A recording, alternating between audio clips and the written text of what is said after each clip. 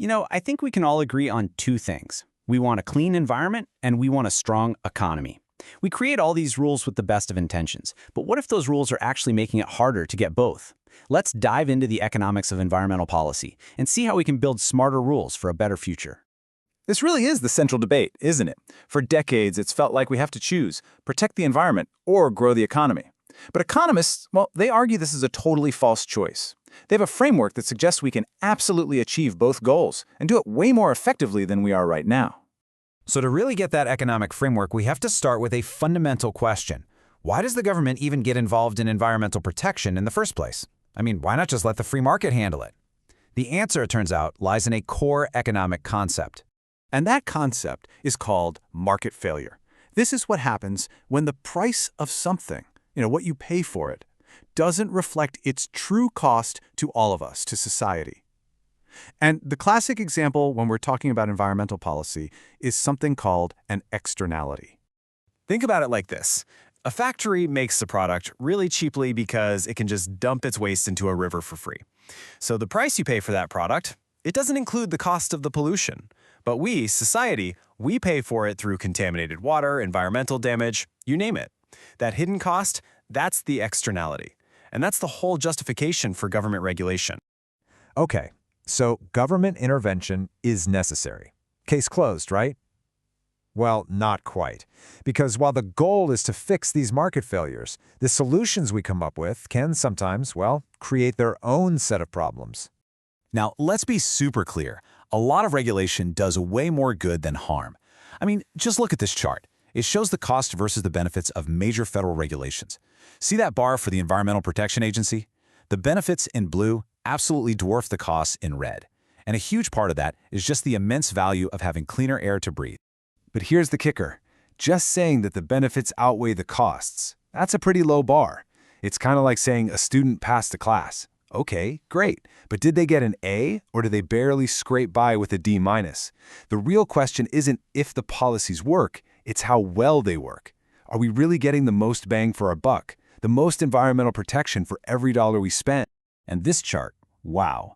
This is where the problem becomes crystal clear. What you're looking at is the cost-effectiveness of 79 different life-saving regulations. Every single dot is a rule, and how high up it is tells you how much it costs to save one life. Now, if our policies were efficient, these dots would all be clustered way down at the bottom. But look at them. They're all over the place. The variation is just staggering. And the range here is mind-boggling. Way down at the bottom, you've got a rule for child-proof lighters. That cost about $100,000 per life saved. Incredibly effective. But then you look way up at the top, and you see a single solid waste disposal rule that cost over $100 billion for each life it saved.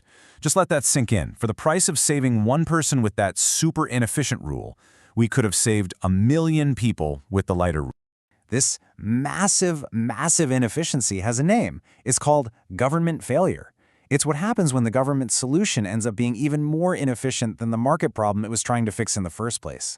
We're spending fortunes in some areas for almost no benefit, while we're missing these huge opportunities to save thousands more lives for a tiny fraction of the cost. So how in the world do we fix this mess? Well, the good news is, economists have been working on a much smarter toolkit for environmental protection for a long time, one that's designed to avoid exactly this kind of inefficiency. Okay, so historically, most environmental rules have been what's called command and control. You see it there on the left. The government literally commands a company to install a specific technology, like a scrubber on a smokestack. It's rigid, it's one size fits all. The smarter approach, over on the right, uses market-based tools. So instead of telling companies how to cut pollution, it just gives them a financial incentive to figure out the cheapest, most innovative way to do it themselves. And maybe the most famous and powerful of all these market-based tools is a system called cap and trade. I'm sure you've heard the term thrown around, but let's actually break down how it works.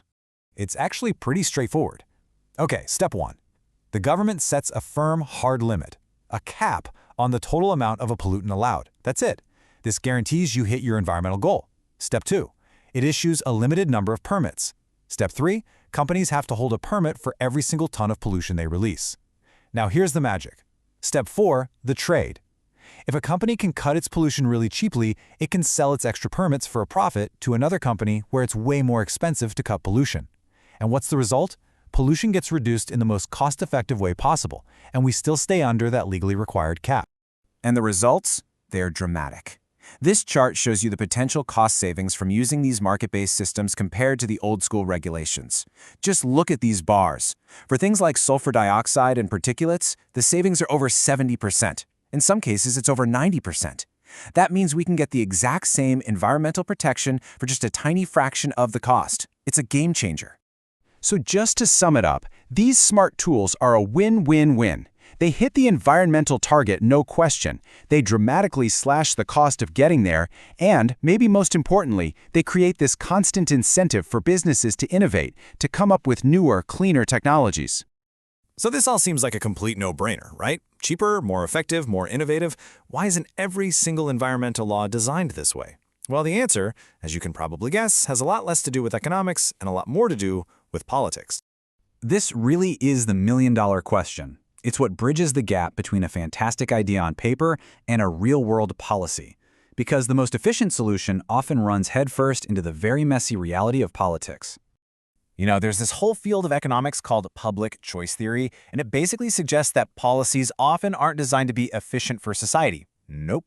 Instead, they're designed to deliver big, concentrated benefits to powerful, well-organized groups, while the costs are spread so thinly across the rest of us that we barely notice. So an inefficient rule might stick around just because it benefits one specific industry that happens to have a very strong lobby. But politics isn't the whole story. As the famous economist John Maynard Keynes once said, in the long run, ideas can be way more powerful than any vested interest. The intellectual frameworks that we build today can fundamentally change the political realities of tomorrow. The idea of cap and trade, it was born in economics classrooms decades ago. For a long, long time, it was just an academic concept, but slowly, through research, through advocacy, it started to move into the real world. Its first big test was the U.S. program to fight acid rain back in the 90s, and it was a massive success. It cut pollution faster and cheaper than anyone ever predicted. And that real-world proof showed policymakers that these economic tools actually work, and it has fundamentally changed the global conversation around big issues like climate policy. Good ideas, if you give them time, they can win. And that really leaves us with the ultimate challenge. We have the economic toolkit. We have the smart ideas to tackle enormous problems like climate change far more cheaply and effectively than we're doing now. The barrier isn't a lack of good ideas. The real question is a political one. How do we design policies that are not only economically smart, but also politically achievable so we can protect our planet without crippling our economy?